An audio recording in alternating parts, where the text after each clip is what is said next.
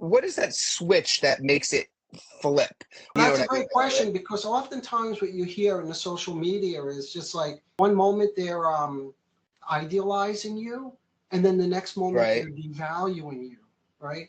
And my bit is to always try to show people they don't just wake up one morning and they decide to devalue you.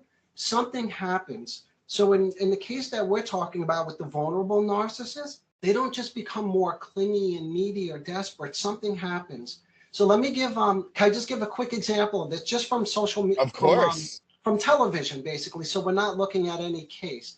A lot of people are familiar with a famous TV series, like it's called The Sopranos, right? With Tony Soprano. Oh, God. Yeah, you know it. Okay, great. One of my all-time favorites. I'm a Jersey boy born and raised.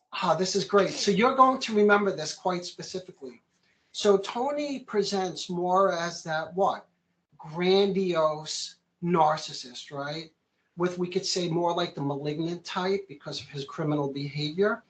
But not even an episode. There are a series of episodes where he and his wife separate. I don't know if you remember this, Mac. And do you remember where he goes to live when they separate? This is so interesting. He goes to live back at his mother's home, which is the essence. I should have given you another second. I always hated his mother. Oh, God, is that where you're going with this? The mother is a vulnerable narcissist? No. The mother was torture. The mother's torture. She is. She's more like she's more malignant and maybe even covert. But I was using this illustration because, no coincidence, it's interesting. Tony returns to mommy's home, right? Which is more like the vulnerable narcissist, who become very dependent on somebody taking care of them. And then this is really specific. This is but this is the nuanced stuff that I look at.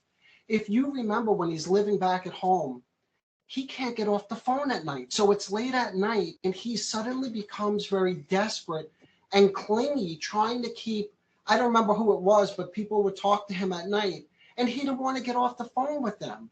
He became like a bit of a puddle.